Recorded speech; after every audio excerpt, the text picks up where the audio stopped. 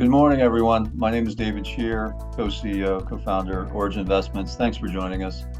It's 11 Central Time. We have clients all over the country and a few international. So welcome, everybody. Thanks for joining. I'm joined today by Marc Turner. He leads our investment management team, which is rapidly growing. I think we have almost 10 professionals now. Marc, I remember in the early days, I believe you've been here 9 years, and I kind of judge it by my kids. In the early days, we were playing pickup basketball, and mine was 9 or 10 years old, and you were playing him one-on-one, and you know, he's 18 now, and he's a very, very different player. I thank you for not mentioning that he beat me back then, so we won't even talk about it now. So I recall, I thought you won. It was certainly very close. it was close. But one of the things I like to do with Marc, because he played him one-on-one so many years ago, is I send him clips. His name is Callan of Callan. He has a gift. He can jump very well, and so like I send him clips of him dunking in games and seeing if Marc wants a rematch. I'm up for it. Could use the humiliation once in a while. Keeps me in line.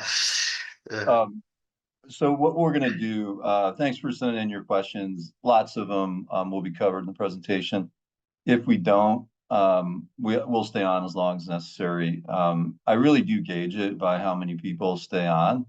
So if you want to just keep going, just stay on and we'll keep going. We're committed to answer every question. I'm going to give some comments on the market, the opportunities for the fund, and a little bit about relative performance. Marc's going to dive into that in greater detail. Marc's going to go into the portfolio and the assets themselves. Marc and his team are responsible for executing not only all the business plans, but also they present options for risk management choices to our committee, of which Marc sits on. So he's integral to the fund and really serves as the portfolio manager of this fund and has for years. So that's the format, and then we'll answer all the questions. If you have more questions, just go to the Q&A bar at the bottom, and you can ask a question, and I'll keep track. And Marc, I'll kind of organize that when we get to that point. So with that, I'm going to jump right in. It should be about 15 minutes from me and maybe 20, 25 from Marc, and then Q&A. So it's really important to talk about the 10-year note yield. That's really, people focus a lot on Fed funds, and you should. The Fed rate matters. The 10-year note yield matters more. That's what really affects our long-term borrowing rate, and then also affects our asset valuations. If you think about any asset, it's not just real estate, but any asset is a perpetuity. At the end of the day, you want to view it as a long-term asset.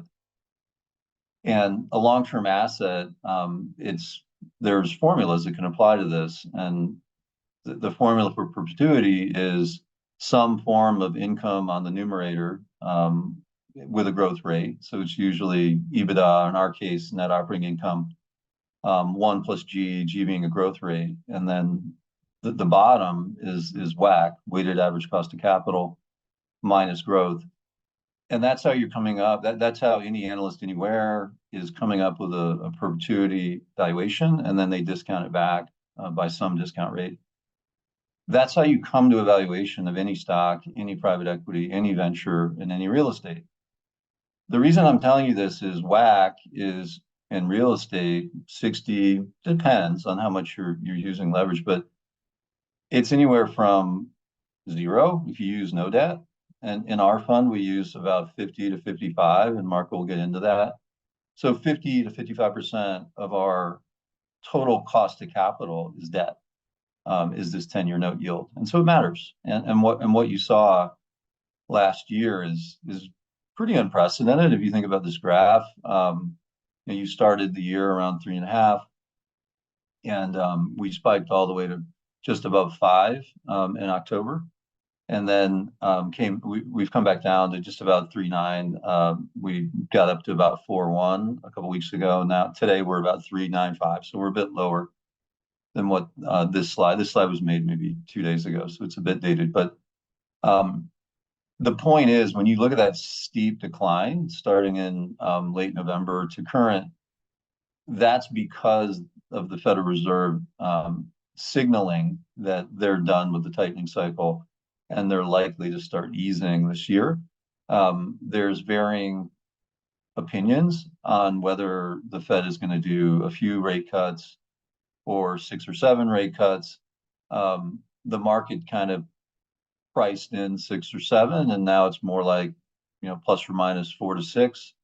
I personally believe that, and I've written about this in if you've read our article about predictions for 24, my belief is it'll be closer to 3 to 4 rate cuts. I think they're going to be more measured than the market expects. But that's my opinion, and I will tell you that the market doesn't agree. The market thinks it's more like 4 to 6 right now, and this is priced every day in the SOFR curve. And so there's a worldwide market that does nothing more than price probabilities of rate cuts over time. And so if you're interested in these types of things, it's easy to get that information. The way that it affects, and this is both a challenge and an opportunity, when rates go up, it's more difficult to finance your projects. You're financing them at higher prices, and also you're getting less proceeds because the banks are basing proceeds on debt service coverage ratios. And as rates go up, you have less cash flow to service a unit. It's just math. And so you're getting less cash flow from refinance than you did before. That's a challenge, but it's also an opportunity. And Marc will talk to that in our existing pipeline and our future pipeline, because in the last 6 to 12 months, we've been able to put really, in my opinion, some of the best and lend preferred equity at really attractive prices, and very low loan to value or loan to cost ratios. And that's what's been going on. And so we're super excited about the portfolio and the deals that we're able to do right now. In fact, more excited than I've been in 5 to 7 years. The opportunity set is great, and these things tend to renormalize. And so this is a moment in time where it's very good, but typically banks eventually do lend, and then it becomes more difficult again and recycles. Right now, with rates going down, if they stay this level, it stabilizes valuations and eventually will stabilize the borrowing rate into a more normalized market, which is good for the value of the portfolio existing, but not as good for future deals, because we actually want some stress in the market because it creates enormous opportunities for us in this fund, but also in the strategic credit fund. And I'll address that in a moment, because we have a lot of questions about IncomePlus versus strategic credit, and I think we should talk a little bit about the differences of those funds. Next slide, please. So Origin, and if you're an existing client, you've heard this before, but we have our own machine learning that we've built over the last 4 years. We have our own data science team. We've done some webinars only on multilytics. If you find value in those, we'll continue to do it. But what you should know is we have an unbiased machine learning model that takes in, at this point, about 7 to 8 billion unique pieces of data a month. And that data collection is accelerating very quickly. Like if you've been on a webinar a year ago, I would have told you we were taking in 3 billion pieces of data a month. Now it's 8. And that's what's happening. More importantly, the model has been incredibly accurate over the last 3 years. And what it's doing is taking in all this data and in an unbiased way, coming up with rent predictions in markets and indeed even at the address level. So here we're increasing the size of our addressable measurable size, unit size, which is basically a square meter, and we're making it at the city level. And what you'll see at the bottom this is the big point. Um, this is a difficult year for rent growth. And so if you see 0% rent growth, you obviously want your rent growth to be positive. And most of our markets, you're seeing 0 to negative rent growth. We've predicted that. That's not new news to us. If you've been involved in these webinars, we were the first group that I'm aware of to predict negative rent growth nationally. And we were right. We were very much the outlier. All of our competitors predicted positive rent growth, some fairly high, 3, 4, 5, 6, 7%. And we were proven right. If you look out into 25, we're predicting pretty strong rent growth. And I'm pretty confident of that as well. Just intuitively, we have lots of supply hitting the market. That is the problem. It was the problem in Q3, Q4, 23. It's the problem in the next 2 quarters as well. And then it starts to taper, and then it really becomes undersupplied.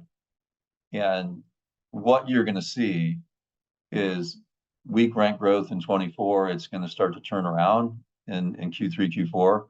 And then starting in 25, you're going to have a period of very strong rent growth that will endure. And the reason is that there's just very few housing starts on the multifamily side happening. And it kind of relates to the first slide. Because of the higher WAC, the higher borrowing cost, and when you pair that with not high rent growth, the margins on new development are very difficult to make sense of. And so developers can't get their new deals out of the ground. They can't find equity, they can't find debt. And so what you're going to see is over the next, really starting in about a year, but it's going to start to exacerbate into 26, 27. You're going to see lots of leverage with owners and lots of renters that are very frustrated by rents that keep going up. And you want to be an investor in that cycle. There is no issue with demand. It remains incredibly strong. And we've touched on this before. On the demand side, if you think about what's happened on the for sale side, people can't afford houses. It's just that simple. The housing prices keep going up, and the borrowing rate used to be 3 or 4, and now it's 6.5 to 7.5. The math doesn't work, and so it's nationally much cheaper to rent than buy, and you can go market by market, but it's significant for a middle to upper middle class owner. You're talking about 800, 1,000, 1,500 a month difference. It matters.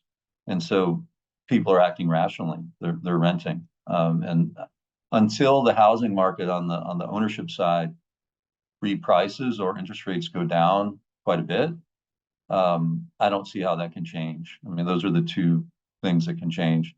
Exacerbating this is, and it's a good thing, but there's an awful lot of people that refinance their home and they don't want to trade a 3.5 mortgage for a 7. And so they might want to move, but they won't. And so there's just a lot of people that are, I don't want to use the word trap, but they're choosing to stay where they are because they have such a lower cost of capital to their loan. And so it's sort of stuck. It's an undersupply market. That's why prices keep going up on that side, even though fundamentally they shouldn't. Next slide, please.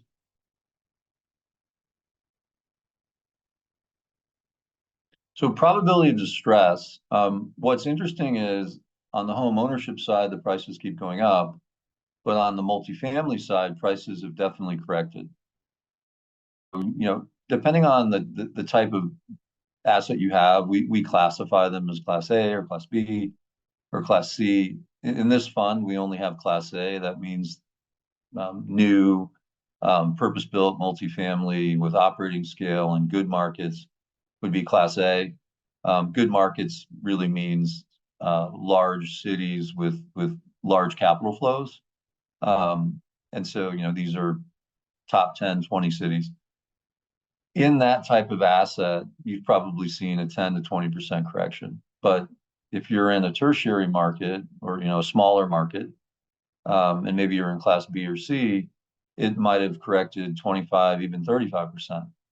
And so if you're in some of these deals, that's not this fund, but if you're in a one-off deal in a Class C meaning like a 80s built multifamily in, a small city. So Knoxville, Tennessee, right?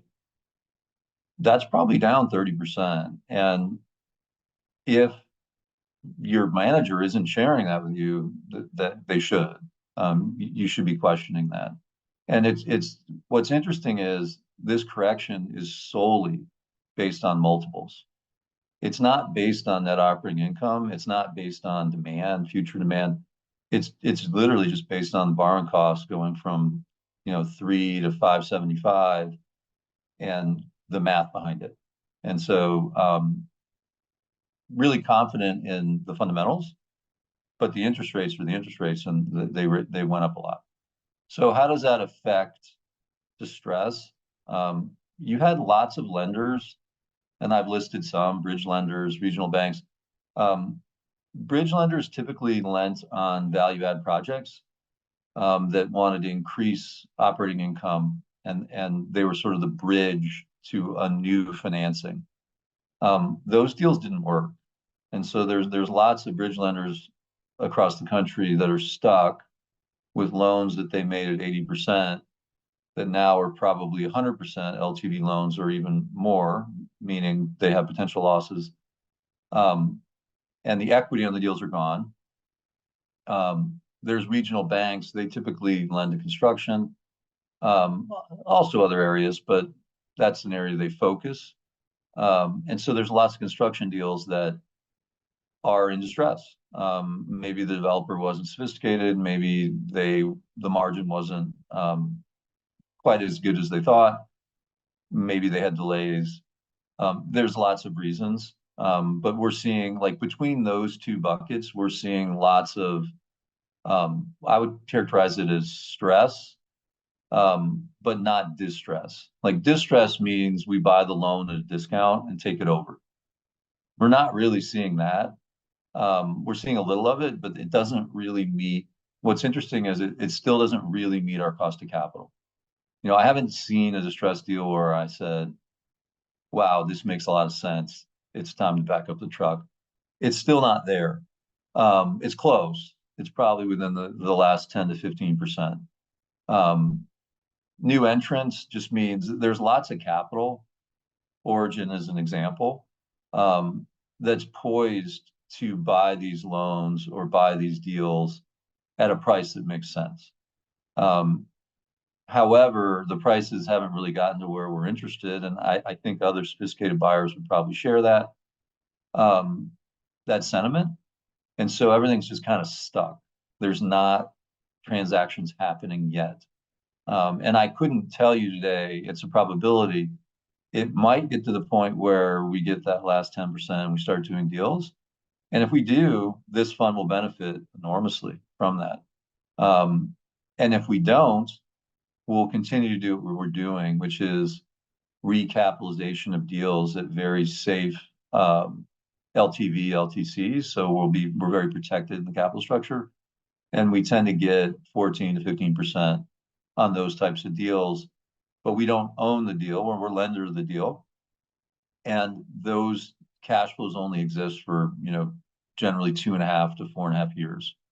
That's our pref portfolio. Or if we're issuing construction loans, that's our construction loan portfolio. And Marc can speak to that. It's a big part of the fund. And if you've been an investor for years and years, we've positioned this fund very defensively for the last 3 to 4 years. And Marc will talk about what that's meant over the last 24 months and how much, we've benefited as investors. For Michael and I, and increasingly our team, we're among the largest investors in this fund. So when I say us, I really do mean us. Cash in refinancing just means there's an awful lot of deals that when they roll off their construction loan, they actually have to put more equity in to get permanent debt. Again, this is a function of higher interest rates, but also banks are just less willing to lend past 50 to 55%. They used to lend to 65, 70%. So there's just less availability of capital. And then the last thing is I say cap rates, they're pretty sticky. Now, at the high, cap rates were in some markets sub 3.5%, um, meaning you were getting a 30 multiple on earnings. That made no sense. You know, Marc never valued any asset in this portfolio below a 4 cap, even though he could have. You know, there was a 3.5 cap market. Cap rates today are plus or minus 5 to 5.25. Again, solely driven by the cost of capital. So now it's essentially gone from a 30 multiple to a 20 multiple. To me, that's a correctly priced asset. Cap rates could go to 5.5. They could go back to 4.5. It's largely interest rate driven at this point. But if you just use the S&P as sort of a barometer, S&P is plus or minus 20. We're around 20. I mean, that makes it's certainly defensible based on not just growth rates, but historical returns. And I'll touch on that in a moment. Next slide, please. So I'm going to hand this off to Marc, but before I do, Jeff, could you just take it off this slide so it's not distracting? And yeah, we'll zoom back in a moment. Marc is going to go over, he has a really interesting slide on our performance relative to other real estate funds that are trying to do similar things, long-term, open-ended funds.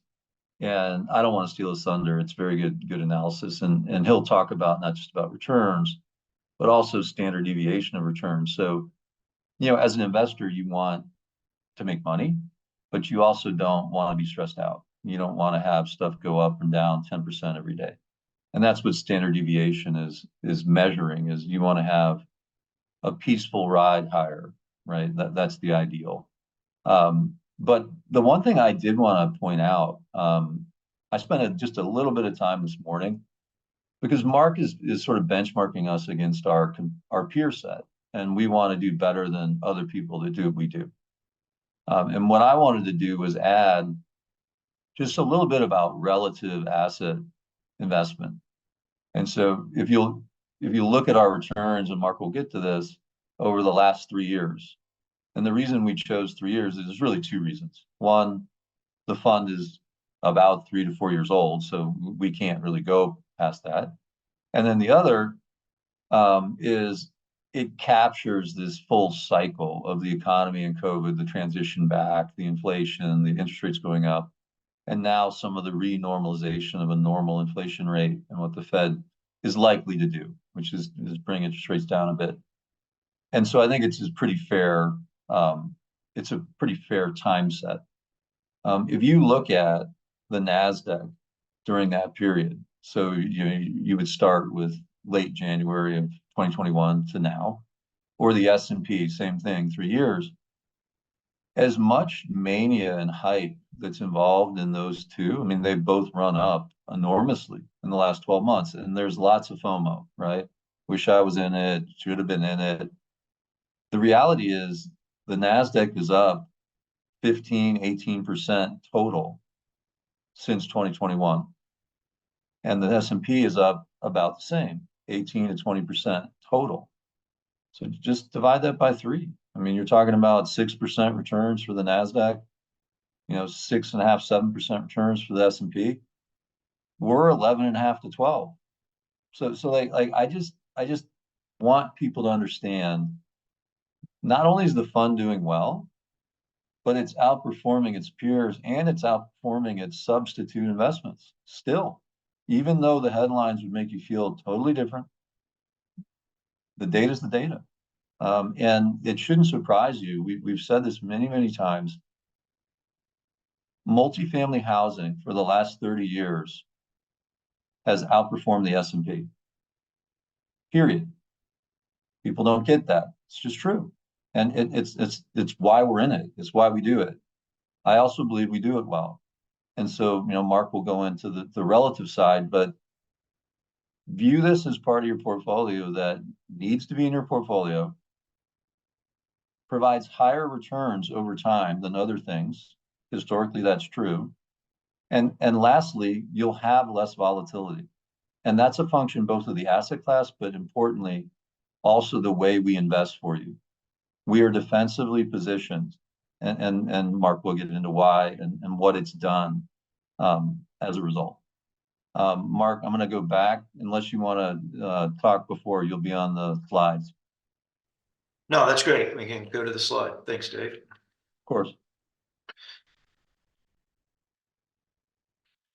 So we're going to start with a snapshot of the fund valuation as of December 31st. Fund is going to be valued at $11.19 per unit. That's a 1 cent increase over the November a moment ago, but I'm going to talk about that as Dave noted relative to other of our peers, but also we'll also talk about where's the upside in that return later in the presentation. You'll see on this chart the distribution yield of 6.2%. Well, that reflects the benefit of a growing distribution in this fund. As of January 2024, we are increasing the monthly distribution yield from 5.5 cents per unit per month to 5.75 cents per unit. In fact, we've increased the yield from its original 5 cents to this 5.75 over the last 3 years. That's a 16% increase, which is pretty significant. And we've set a goal that we would like to achieve a dividend increase of about 5% or more each year. And I think we can continue to do that into the future. When you think about Income Plus, we like to think of it as our all 4-season fund. The overarching goal of the fund is to generate a 9 to 11% annualized net return, but do that in a very tax efficient way and with low volatility.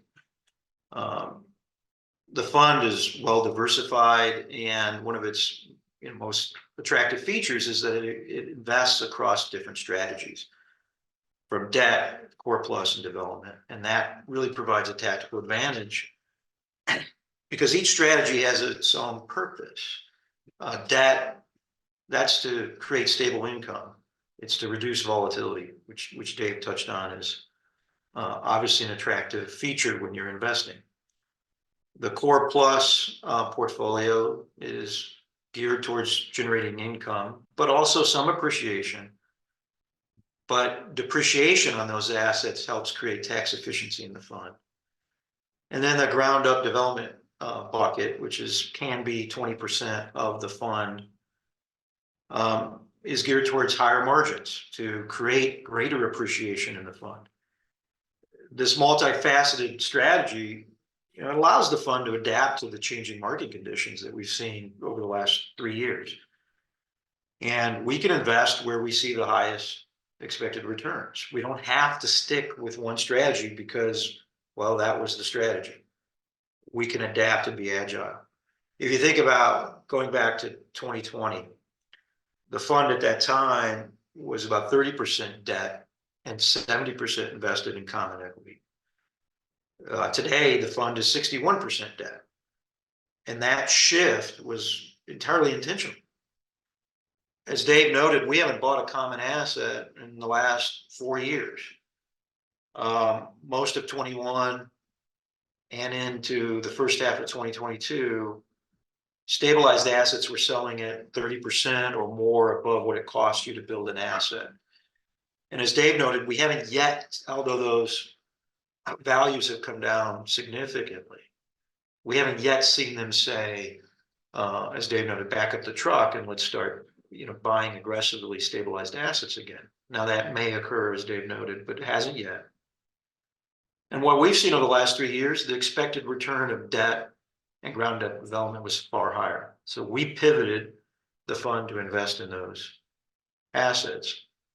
As Dave noted, we also didn't write up our core assets that were in the fund to the peak of pricing. The values of our core assets have certainly been impacted by the rising cap rates and the slowing rent growth. But the volatility was managed because of our cautious approach to valuations. An important point to note in this fund is that the valuation for each and every investment is validated by third-party appraisers. These are nationally recognized firms like CBRE, Colliers, Marc, who we've had do our appraisals at least once a year. That process was just completed for the fund, and the share price reflects the indications provided by those third-party appraisers. Next slide, please. Dave talked about this earlier, and in terms of how we're performing to those alternative places for you to invest your money, the NASDAQ, S&P. This chart is comparing us to the benchmarking that we look at on a frequent basis. Our largest peers in this space doing similar strategies, although many of these competitors are doing multifamily, may do industrial, may also do office within their funds. We're only focused on multifamily. Dave noted why that is earlier, because of the strong fundamentals long term. We're also can benchmark to the public market. There's 4 non-traded REITs that we're benchmarking to that are here in this competitive, listed as the competitors in this chart. They have a total asset value of about 150 billion. So I look at that and say that's a great proxy for what you would call the core or core plus market, real estate market. When you think about NAREIT's REIT index, that's a stock market index that tracks the performance of all the publicly traded real estate investment trusts in the US. And it really is a good proxy to the overall performance of the US REIT market. That's got $300 billion of core asset value. So this is a broad representation. We're not just cherry picking, funds or indices that we think we beat easily, right? These are the top dogs. Over the 3-year period, we've generated almost 12%, 11.8% return. Now you may say that's not much better than my savings account, but I think it's safe to assume that everyone on the call pays taxes, and the interest you earn on a savings account, or if you bought treasuries, that's taxed. And in this fund, depreciation shields most, if not all, of your taxable income.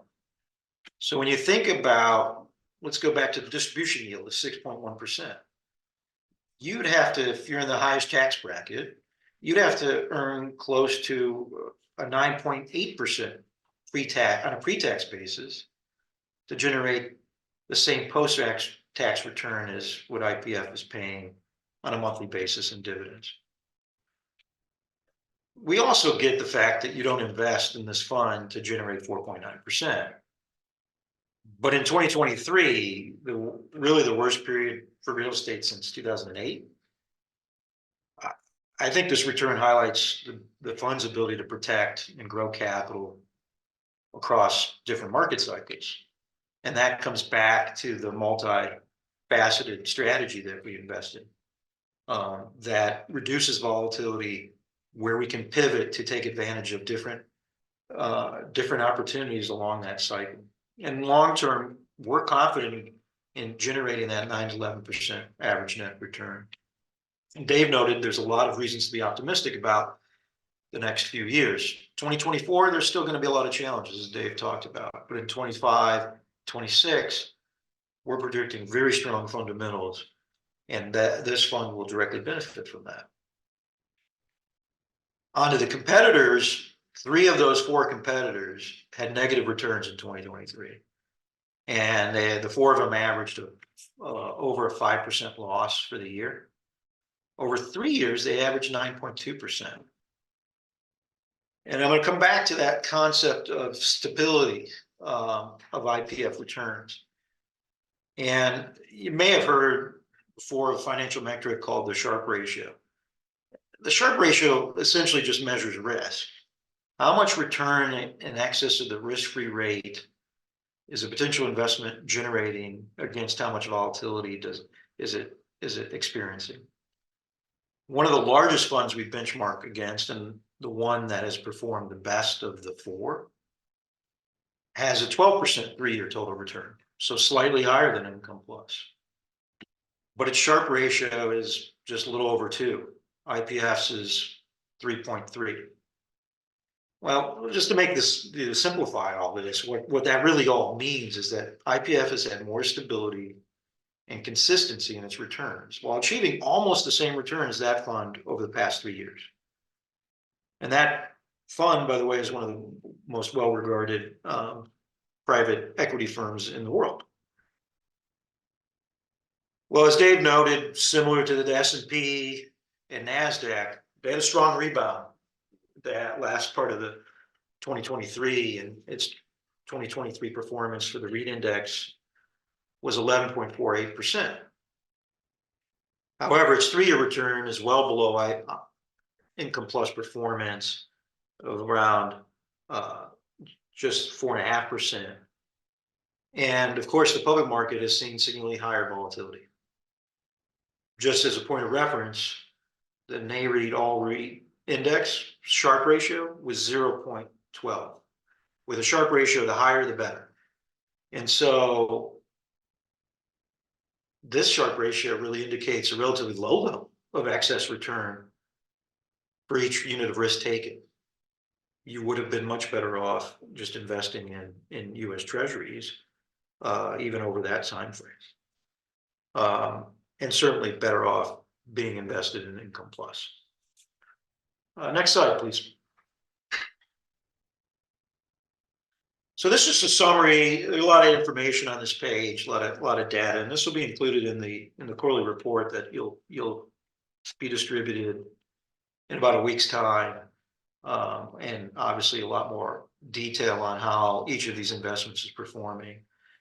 But the kind of key information to take away, as I noted, is 61% of the fund is invested in preferred equity investments. You can think of that like credit or debt, and has been one of the primary reasons why the fund has had less volatility and has outperformed its peers over the last 3 years.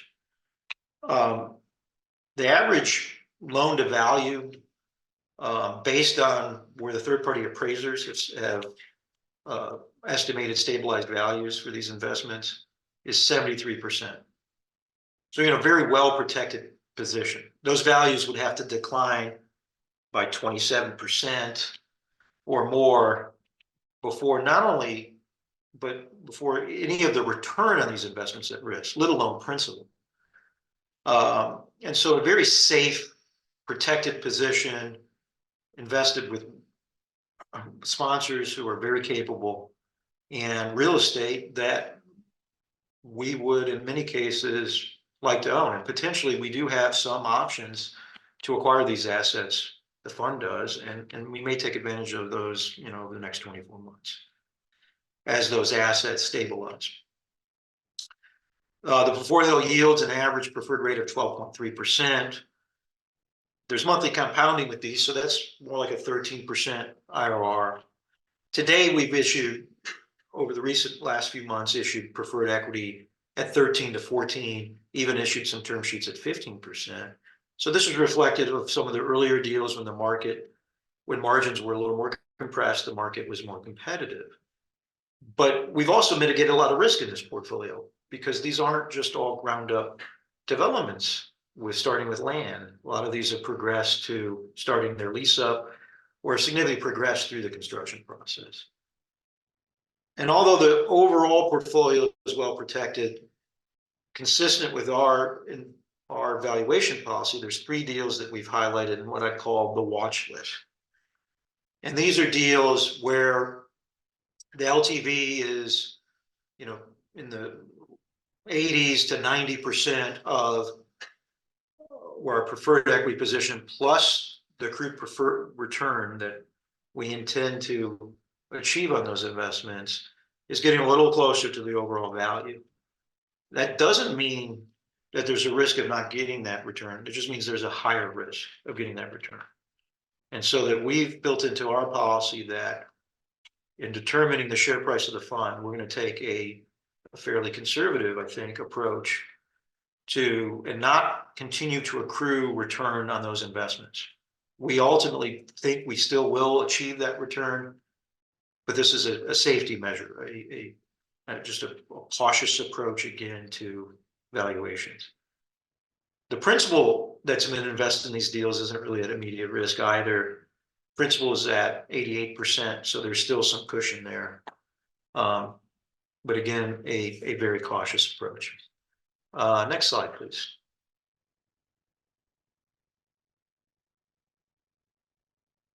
So this chart summarizes the development portfolio. Roughly 79 million, or 18% of the fund NAV, is invested in this sleeve. And this chart provides a comparison to the original underwriting, what we call pro forma. As you can see, margins have compressed a lot. And this is primarily driven by cap rate expansion that Dave noted. Higher operating expenses such as insurance, that's also a factor. But as Dave noted, higher cap rates driven due to their correlation to the 10-year treasury rate have driven down margins pretty significantly. But there's still margin. The important thing to note is that there's still margin in these deals. Another thing you'll notice is that our current projected rents, they're significantly higher than the pro forma underwriting. And that's because we don't trend rents. We don't grow rents in our pro forma models during the roughly 2-year period, sometimes a little longer period it takes to develop an asset. And that's another level of conservatism that we build into our underwriting process. But during this time frame, and although rents have slowed in the latter half of 22 and 23, they grew significantly in the latter half of 2020 and 2021. And you're seeing the benefit. The rents today that we're underwriting are roughly about 20-21% higher than those original pro forma rents. And that's because of the markets have grown. And that higher rent has offset the impact of the higher cap rates to some extent. Not entirely, but to some extent. The other thing to note is with this average gain that we're projecting about 53%, the gain today, what's built into the 12/31 share price is 35%. So there's additional embedded value in these investments that will be captured as we progress through the complete construction and stabilize occupancy. So there's organic growth just that will happen in the fund as we continue to mitigate risk by completing construction on these deals and leasing them to full occupancy. Next slide, please.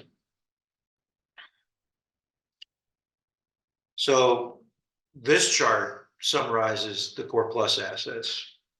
As I noted earlier, we have 3 of those assets. We haven't acquired any assets in 4 years. We hope that there are opportunities that come along later this year to acquire Core Plus assets. We haven't, as Dave noted, haven't yet seen the pricing where that strategy makes more sense than putting out preferred equity even in today's market. But we're watching that closely.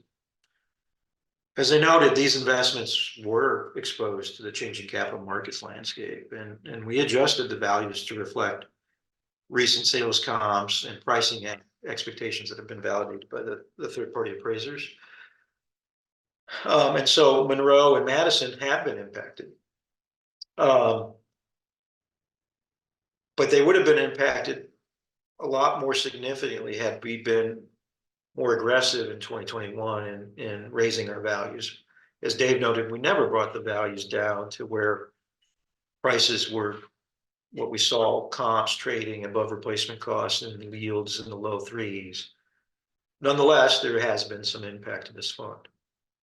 But again, the diversification of the fund into the various strategies helps offset some of this pain. If we had just invested in only common assets and had to continue to do that investment strategy over the last 3 years, this fund would look a lot different. And so I think you're seeing a lot of that in sort of the competitive analysis I talked about a couple of slides ago, because they are focused, a lot of those funds are focused on, we're always buying and we're just going to We're just going to average through the different cycles. The value for district is up because we've made a lot of progress on negotiating a tax abatement structure. I'm going to talk about that more in a couple minutes. Next slide, please. So just want to talk about sort of, what we're thinking about in terms of opportunities for the fund, where we're looking next. And the first one segment of the market that we're really excited about, other of our funds have invested in some ground up development of build for rent. IncomePlus today does not yet have exposure to this sector, and it's a objective of ours to increase IncomePlus's exposure for a number of reasons. So what is build for rent? Build for rent can be townhomes, can be single family homes. This is a relatively new type of multifamily property, but it's growing significantly. It's cheaper to build. We're seeing premium rents relative to your traditional multifamily, lower vacancies, and appeal to long-term renters, meaning you're getting much higher retention in these projects because people don't see it necessarily as, well, this is a stepping stone to home ownership. It's really filling a market gap. This segment of the market addresses the need for more living space in multifamily. It appeals to demographics like millennials who are getting older, even empty nesters who are downsizing from larger homes, and people who are maybe in transition between homes. The big advantage, Dave touched on this, you can't buy a home today. Increasing interest rates, home ownership has become less accessible, but people still want all the benefits of that. They want the better space. They want their separated yard. BFR developments provide that opportunity. They provide you with a garage and a driveway. You just walk in with your groceries versus having to park in a parking garage and walk to the elevator and then walk down a long hallway. So there's a lot of attractiveness of this property segment, and it's a diverse demographic demand. And so we're very excited about this. So we're using Multilytics to focus on where are the best submarkets, best zip codes to invest in this space. And so we'll be talking about a lot of that over the next year with you. The 1031 DST program. So we've had a lot of investor demand over the years about a tax efficient product where they can defer tax gains, mainly as a method for estate planning is where this is used mostly. And DST just stands for Delaware Statutory Trust, where these are formed in Delaware, where essentially you can take advantage of 1031 exchange laws, which allow you to defer federal taxes in like-kind exchanges. So you sell some real estate, you have a taxable gain, you can identify a new replacement property and transfer your equity into that new investment and defer the gain as long as you hold it. The twist that what we intend to offer is that by law, there's about a 2-year period in which you have to hold the asset in this trust.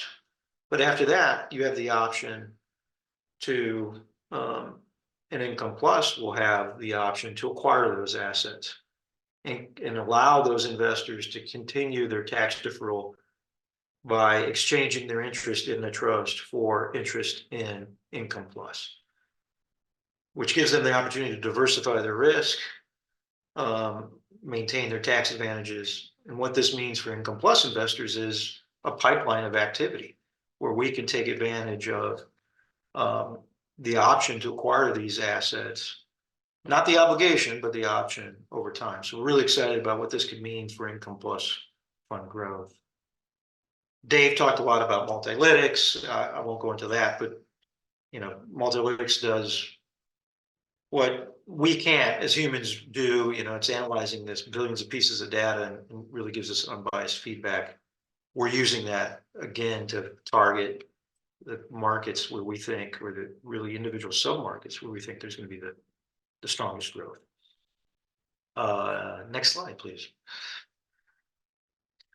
So I'm going to go through a few of the investments in the fund to provide an update. As I noted, we'll be providing the full quarterly report in around a week's time. That's going to give you a lot more detail on every investment, but I'll just touch on a few of these because these are reaching some important milestones. So Rise Bartram Park, it's really made significant strides. We received first units in October, and now we have certificates of occupancy for 121 units. That's about 40% of the units. We've had a few minor delays here lately, but completion of the next two buildings, 2 and 3, is on the horizon. It's mid-February to the end of March is when we're expecting. Excitingly, we've got first units, as I mentioned, delivered in October, but we're 26% leased and 19% occupied. When you think about just the units that we have available for people to actually move in, that's more like a little over 50% occupied on those units. So we're looking for ways to boost these numbers even further. We've got a 2-month rent concession being offered. You're like, whoa, that's not great. That's going to mitigate rents. But the best part of all this is even when you consider that higher concession meant to drive more leasing activity, our effective rents, net of those concessions, are outpacing our initial projections, our pro forma projections, by roughly 15%, a little over 15%. So we're really excited about the continued performance of this asset, and we'll be providing more updates as we continue along the lease-up process. Next slide. Rise Charlotte, a deal in Nashville. This is about 90% complete with construction. The first building's going to deliver next month. Buildings 2 and 3 are on track for delivering later this year. We're delivering, all the amenities are done, which is critical to leasing. If you go into lease up and people really can't experience what the pool is like, or what it's like to hang out in a rooftop amenity, or the fitness center's not open, it's not the same experience for them, right? And typically your rents are softer because you're having to, you commoditize the space without your amenities. So having the amenities delivered on time with first unit deliveries is something that we find very critical and look to achieve on every development deal. On this deal, we're offering 1.5 months free rent, and there's a lot of supply in downtown Nashville, so we're having to address that market. But again, similar to Rise Bartram Park, even though we have a higher concession, we're surpassing pro forma estimates by almost 16% on an effective basis. Next slide, please.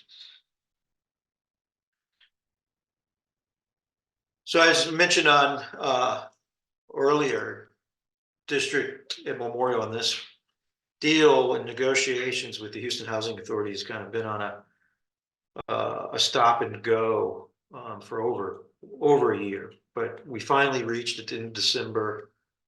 Final terms of what a 99-year ground lease will look like. That ground lease will get executed over the next couple months as we look to secure refinancing of our debt, to fix the debt, to mitigate interest rate risk on that property, and likely generate some refinance proceeds. And so what this 99-year ground lease is, you've probably seen it in some of the reports, let's talk about a PFC structure. And the PFC agreement essentially grants District, in this case, a 90% tax abatement for the next 99 years. In exchange, we have to agree to rent some units at or below 80% of the area's median income. So 50% of the units in the project will be at whatever the market rent is at any given time. The other 50% have to meet certain affordable rent restrictions. But what's interesting about this is the real estate tax savings in Texas typically comprise about 40 to 50% of your total operating expenses. And so the elimination of that far outweighs the lower revenue from the affordable rents. And so there's a great value proposition for the Income Plus in getting this done. Over the next 10 years, the net tax savings, net of the reduced revenue, net of fees and participation in cash flow that the housing authority gets, when you discount that back, there's operational savings of about $5 million. That's about a 7% boost in value, asset value. So we're excited to finally make progress here. The fund value is at 12/31, does not capture the full realization of the value creation under getting this done. We still have, as I mentioned, another couple steps to take, though there's great certainty in now that we have an agreed upon structure, a memorandum of understanding is what it's called. And so we have increased the value in district somewhat, as we showed earlier, but not the full value appreciation. That'll start to realize over the next couple of months. So that's about, anywhere between $3 and $4 million of upside in the fund that's not yet captured, but will be over the next 60 days. Next slide. So in terms of pipeline opportunities, DIN 380 is another PFC deal, ground lease structure deal. And we talked earlier about ground up development. It's getting harder to pencil out today, right? Because margins have compressed. But there are exceptions. There's always exceptions. And this deal is in partnership with the city of Denton. Denton's near Fort Worth. Very similar structure to District of Memorial. However, instead of 90% of your taxes being abated, 100% of your taxes abated for 99 years. And just a thing to talk about with both with District and Denton is, don't think of this like low-income housing. These deals work because the delta between market rates in these markets and affordable is not that significant. And again, the tax savings being such a significant expense in Texas markets, the elimination of that far outweighs the lower revenue that you get under the structure. Denton will be partially owned by the fund today, but there'll be an opportunity for the fund via a ROFR to acquire all of the remaining interests in 3 years when the asset's expected to be stabilized. In terms of pipeline, going back to the development deals in the fund doesn't own Bartram Park or Rye Charlotte or the others 100%, and also has right of first refusals to acquire the remaining interest in those deals. That's about $100 million of development deals. And the fund will exercise those rights over the next 18 months. The first opportunity will probably be later this year. So we'll stay tuned. We'll talk more about that and with concrete plans around what that looks like. All right. So first question is, hold on. That isn't the first one. Okay. Ashwin, thanks for your question. The question here is, why are not distressed transactions happening currently? This is a great question. Couple things. One, they are happening. They're not the asset quality that we want. And so there's some Class C, Class B, smaller markets, smaller assets, not quality assets that are trading, 30, 35% below where they traded at the high. And that sounds like a huge correction, but remember the last kind of 15%, 20% even of the run-up was just air. And it was just people, either investors or managers or both, making not rational decisions. And so we never really participated in any of it, but to me, we've kind of corrected 15, 20%. And if it was more, it's because you or your manager made a mistake and got sort of caught up in mania. But they're not happening. Your question is, why aren't they happening broadly? Broadly, the lenders are very patient right now. And they're choosing to extend loans or work with borrowers That can change, but that's kind of where it is today. And we're watching it because there are a lot of debt maturities coming due, and it could change. And if it does, this fund will be poised to take advantage of it. But when we're looking at new acquisitions, it's not just how much is it relative to where it traded a year ago or 2 or 3 years ago. It's also what's the defensible business plan, what's the relation to replacement costs, and Mark touched on that. We want to be buying, relatively new assets, below replacement costs, significantly below. It's one of the reasons we never bought stuff when it was trading above. It makes no sense, but people were willing to do it. And then the last thing, and this hasn't happened yet, the borrowing rate should be lower than the cap rate. And you can play around with the cap rate a little bit if it's defensible that you can get a 5 cap to a 5.5 in a short period of time, and that's very defensible. We'll look at it, but we're generally pretty conservative. And if we're buying a 5 and borrowing at 5.75, that's not interesting to us. Like we don't want to grow our way into positive leverage. So something needs to change. Either interest rates need to go down or pricing needs to go down in order for us to get interested, because all three of those things matter, right? And they're all somewhat related. Okay, next question. Anonymous, as a real estate professional, how do I capture the tax benefits of this fund? It's a great question. The way I would answer that is every investor has the tax benefits of this fund. It's historically protected your taxable income 95, 96, 98%, meaning you don't pay taxes. And the reason is depreciation. So I don't think it matters that you're a real estate professional or just anyone. It's one of the reasons I like this fund. And although the returns on this fund are very similar to strategic credit, this is a much more tax efficient fund than strategic credit. That doesn't mean it's better. Strategic credit is a lower risk unit than this fund. It's only debt and it's largely stabilized cash flowing collateral. This is a combination of debt and equity. So it has more risk, meaning IncomePlus, but it also provides a much higher after-tax return. The money you should be investing in this fund should be tax inefficient money. So it should be money coming from your general wealth bucket that is not in an IRA. It's not in a 401k. It's not in a foundation, because those vehicles provide tax benefits that this fund is already giving you. So you're sort of doubling up on the same thing. You should put money in that you wished was in an IRA or a 401k into this fund, because you're going to get all the wonderful benefits of depreciation and sheltering of taxes via the fund itself. Mark, I'll answer this too. Tax treatment on preferred equity. We talk about preferred equity a lot. You should generally think about preferred equity as debt.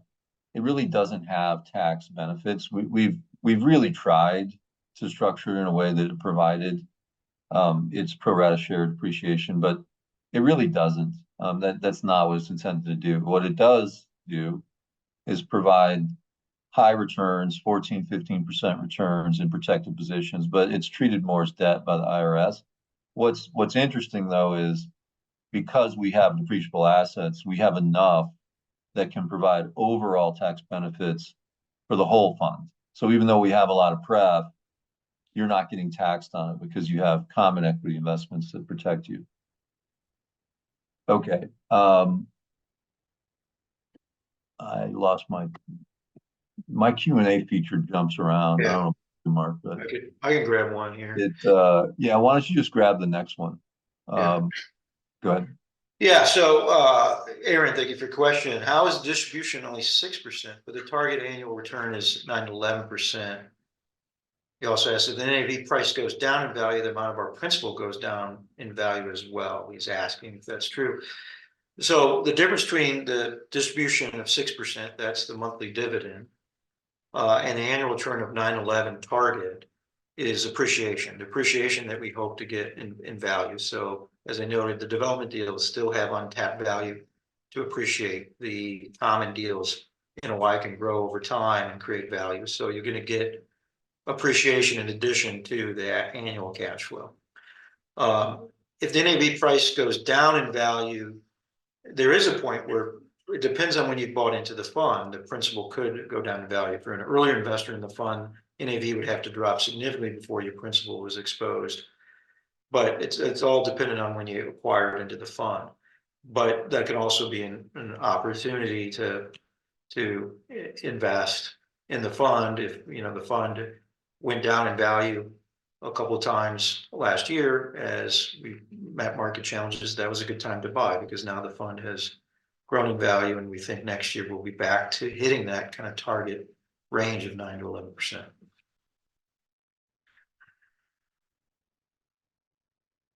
Marc, why don't you take the next one too? Because I think it's right in your wheelhouse. It talks about valuation, which you and your team led that. Yeah, so the question is, how much did the valuations change between your internal and third-party market appraisals? Was the change positive or negative? So there's a couple examples here. Morris at Belmont, Revere at Belmont is what it's called now. One of the development opportunities, we were at a lower cap rate of 5.25. The third-party appraisal was at 5.5. And that was primarily where they weren't comfortable with the per unit value that was getting relative to recent trades in the marketplace. The counter to that is Horizon at Serrano, one of the other development deals. The third-party appraisal was at a 5 cap and a higher value. We adjusted their valuation and asked them to adjust their valuation to a 5.25 cap because we weren't comfortable with the value per unit that was being derived by using that lower cap rate relative to comps in the market. And of course, comps are always sort of backwards looking, and you're trying to predict what's going to happen next. When a sale happens, it's not necessarily reflective of what the value is right today or what the next deal is going to look like, but it does inform that information, and we have to look at what data is available in making that opinion. So those are two examples where it went both ways. The overall majority of deals, their value was within a close percentage of, let's say, 2 to 3% of where we were in the prior reporting period, and we've aligned all our values with the third-party appraisers. So in many cases they were slightly higher. In some cases we were slightly higher, but for the most part we're within that range. And a range is typical. You take a deal to the market, you're going to see a range of values, but it's all about sort of not being significantly different than what the third parties are coming up with. Alex, thanks for your question. He asked about who we benchmark against, and we had a bunch of questions kind of on this vein. We think really highly of our competitors. That's why we leave it as kind of an anonymous block. I can tell you a few. I know Blackstone, you have to include Blackstone in a benchmark because they're the largest player and who we compete with most. So they're part of it. I know Starwood's part of it.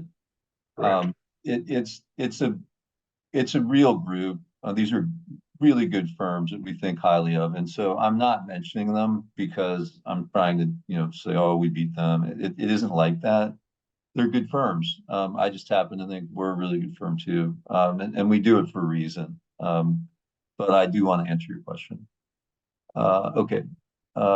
Next question. This is anonymous, Marc, but it's a question about, are our returns annualized or IRR based? I can answer, but go ahead. Yeah.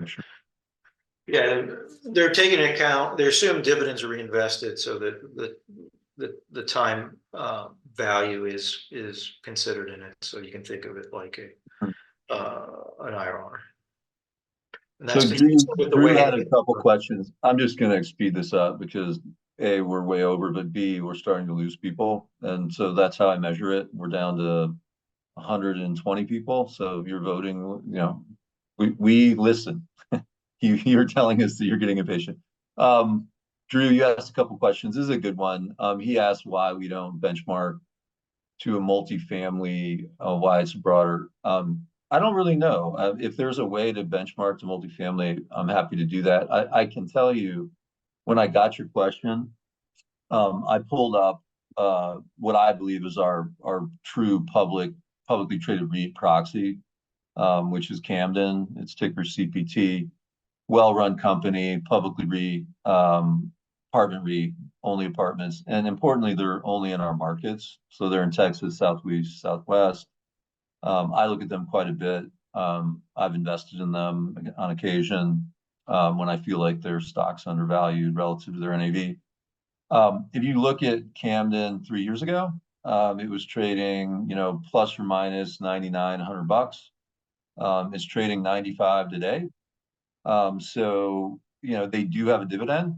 So back to, apples to apples, I think their dividend was probably 3.5. Now it's like 4.2. So I'll give them 12% credit for that. I'll have to take out 4 or 5% for capital appreciation or depreciation. That's their stock. And I kind of get to 7 or 8% over 3 years. So I would say a really good proxy there is, it's about a 3%. I'm being nice, but call it 2 to 3% annualized return. But we can do that too. And we probably can also do a public REIT because all of the public apartment REITs will look exactly like Camden. We've also beat them handily. So any way you look at it, I'm very proud of how we've done. And I think the reason, Drew, is back to strategy. We position defensively. We went into pref equity because we didn't believe in the valuations and thought there was an asymmetric risk to the downside, which there was. And so if you're only in common, which the publicly REITs, are, or some of our competitors are, that's going to be very difficult to keep up in a correction, which is exactly what's played out. And if it continues to play out, our relative performance will continue to separate. We'll be sitting here in a year, if things went badly and interest rates went up and the market got worse, we would be doing even better relative to our competition. Okay, so Marc, let's only answer a couple more. Well, here's one that I think is worth clarifying from Anonymous. It has several income funds I'm invested in, have 60 to 65% LTV average. Isn't 73 to 76% LTV in your fund too high? So this is mixing apples and oranges a little bit. The funds that you're referring to when they say 60 to 65% LTV, that is the debt that their equity sits in the first loss position. So that 35 to 40% equity in those funds sits in a first loss position. If values go down, equity is impacted first. When we're talking about 73 to 76%, we're referring only to the preferred equity portfolio in IncomePlus. And we sit not in the first loss position. All of the equity in that case would have to be destroyed before both the principal and the accrued return in those investments is impacted. So much different lens that you have to look at the preferred equity from. You're in the credit position versus in the higher risk equity position that the other funds have. The 65% LTV in your other funds is a reasonable level of leverage. Our core portfolio in IncomePlus is much lower. It's only 53%. But typically we would look, if it's a new investment, to try to be around that 60 to 65% range. All right, I'm going to take us home real quick. Andrew, thank you for your question. He says he usually watches the recordings. Everyone will get the recording. Today he's home. Thank you for this opportunity. You all rock. Well, thanks, Andrew. That means a lot. This is why I don't want to speak for Marc, but I get more excited about helping others and bringing people along at this point than anything else. And I'm glad that you value what we do. We certainly value you. Thomas has a question about the average coupon and preferred equity. I tried to cover it. It's about 14 to 15% right now. We do get some incremental fees, which increase that, but it's nominal. And then how much is current pay versus accrued? Almost all of our preferred equity is accrued. And that's why, the dividend is, much lower than total return, because if you think about it, we have all these investments that are accruing at 14, 15%, and they don't pay current cash, but believe me, they're creating value for you and the share price. we had an anonymous question about, I think it's really driving at, is the share price undervalued? It's quite long, so I'm not going to read it, but I believe the share price is slightly undervalued. But the market's still moving, and we want to be generally conservative. I don't think the share price is 25% undervalued. I think it's nominally undervalued, and we try to keep that there in the event that the market goes down a little bit, et cetera.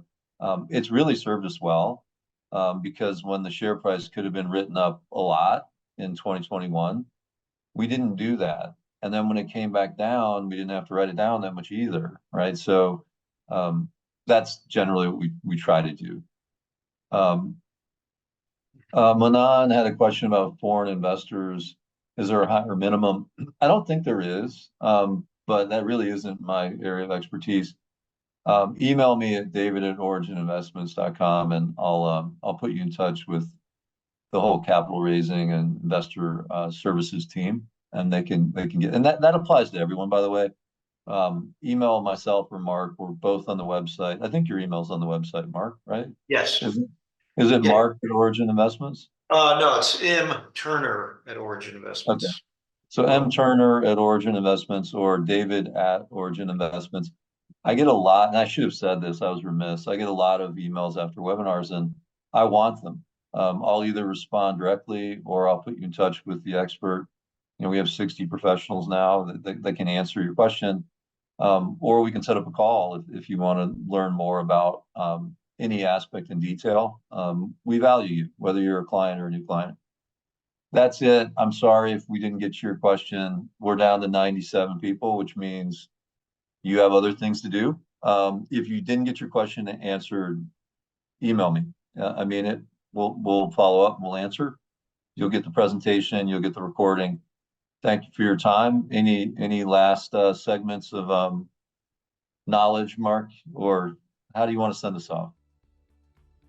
Thank you, everyone, and appreciate all the questions, and look forward to the next time. All right. Have a great day, everyone. Take care. Bye.